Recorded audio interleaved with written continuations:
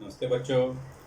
आज हम गणित में रोमन संख्यांक इसका पुनरावर्तन लेंगे। रोमन संख्या हमने पढ़ा है, पुनरावर्तन में आज फिर से हम इसका एक बार देख लेते हैं। सबसे पहले हम देखते हैं संख्या और रोमन संख्या।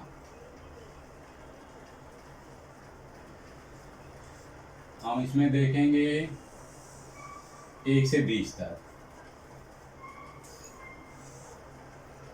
1 1 2 2 3 3 नहीं 4 5 6 7 8 9 10 ये 10 हो गया। फिर यहाँ में 11। अब जैसे मैं पहले लिख देता 12 13 14 15 16 17 18 19 20। अब हमने देखा कि एक में जब लिखते हैं तो एक के बाद एक लाइन, दो में दो लाइन, तीन में तीन लाइन। चौथे में लिखते समय हम ध्यान है पाँच जब लिखते हैं तो वी, और 4 लिखते हैं तो बाएं तरफ हम लिखते हैं। यानी बाएं तरफ लिखने का मतलब यह है कि एक अंक कम होता है और दाएं तरफ जितना लिखते हैं उतना अंक बढ़ता है। तो वी का मतलब 5। 6 एक अंक बढ़ाए तो 6 हो गया। 2 अंक बढ़ाएंगे, वी का मतलब 5 ही होता है। 2 अंक बढ़ाएंगे 5 6 7। 3 अंक बढ़ गया 5 6 7 8 9 10। 10 हम देखते 10 को हम x लिखते हैं और 9 को जब बाएं तरफ लिखेंगे तो एक अंक कम पहुँच जाता है। तो ये हो गया 9। अब फिर आगे 11 12 13 14 15 16 17 18 19 20। तो इसमें क्या है, सब सेम है क्या? 1 2 3 4 5 6 7 8 9 10 हम सेम दिखाई दे। तो सबसे पहले हम 10 लिख देते हैं। 10 ये सब में सेम रहेगा, इसमें कोई परिवर्तन नहीं। अब सेम जो हमने 1 2 3 लिखा था सेम वही चीज़ हम यहाँ पर लिख देंगे। 11 में 1, 12 में 2, 13 में 3, 14 में एक लाइन कम हो, यानी ये 15, ये 5 है और ये 4, यानी ये 4 10 और 4 14 15 और ये 16, 2 हो जाएगा 17, ये 3 हो गया 5 10, पी का मतलब 5 और ये 3 5 18, ये 19 और 2 हो गया 20।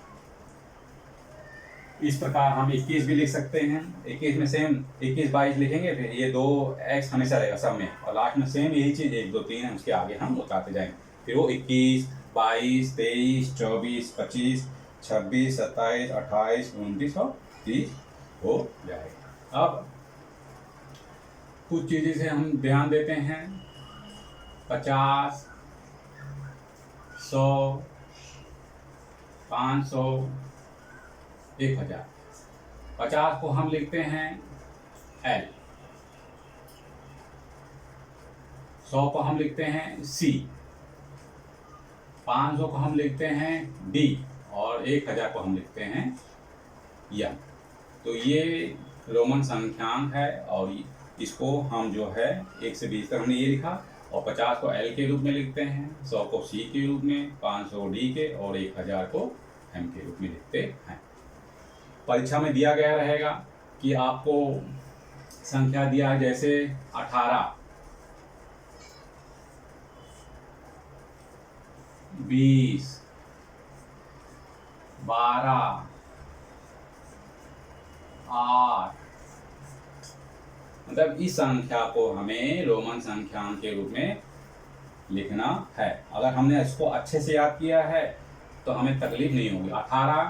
18 मतलब है 2, हम देखते हैं मन में। 20 को हम इस प्रकार लिखते हैं और 15 को ऐसे लिखते हैं 15, और 18 को आगे 3 हम लगा देंगे 1 2 3, यानी ये 8 हो गया और ये 10, यानी 10, ये 5 15 और 3 1 2 3, यानी ये 18 हो गया। 20 2x, 12 हमने देखा, इसको हम 10 बोलते हैं। 1 लगाएंगे तो 11 हो जाएगा और 2 लगाएंगे तो 12। इस तरह से 11 12। अब 8 देखते हैं।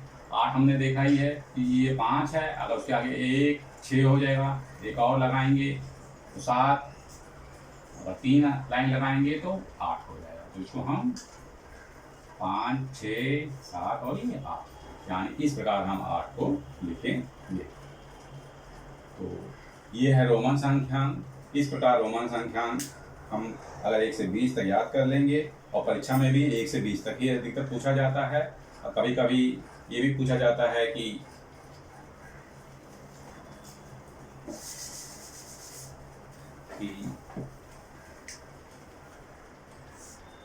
1000 को हम किस संख्या के रोमन संख्या में लिखते हैं, तो हम m के रूप में उसको दिखाते हैं 1000 को। अब 100 को हम किसके रूप में लिखते हैं, यहाँ पे हमने बताया ही है, c के रूप में। और दूसरा है 500 को हम d के रूप में दिखाते हैं। और अंत में है जो है 50 को हम l के रूप में लिखते हैं। तो इस प्रकार रोमन संख्यांक हमने लिखा। अब इससे संबंधित बच्चों मैं आपको प्रश्न दे रहा हूँ, वो अपनी कापी में नोट कर लो। अब इसके अलावा जो भी पढ़ाए गए हैं, संख्या ज्ञान, जोड़ घटाना, गुणा भाग, रोमन संख्यांक, इससे संबंधित जो भी प्रश्न है बच्चों अब आपको करना है। ये जो प्रश्न मैंने नहीं बताए वो भी आपको पुनरावर्तन के रूप में घर कापी में उसको नोट करो, लिखो। और लिखकर ऐसा नहीं कि आप जो है उसको किताब खोलो, कापी खोलो, उसको देखते रहो, इस तरह से नहीं करना। गणित हमेशा जो है लिखकर याद करना चाहिए, लिखकर प्रैक्टिस करना चाहिए, तब आपको गणित आएगी, नहीं तो फिर परेशानी होगी। जो बच्चे केवल याद करके गणित को हल करने की कोशिश करते हैं तो अधिकतर वो गलत होता है। इसलिए गणित को हमेशा लिखकर प्रैक्टिस करनी चाहिए। तो परीक्षा में हमेशा आप जो है अच्छे से पढ़ाई करना, और जो भी बताया गया है उसका रिवीजन करना। तो अब इससे संबंधित मैं आपको कुछ प्रश्न दे रहा हूँ, वो अपनी कॉपी में नोट कर लो बच्चों।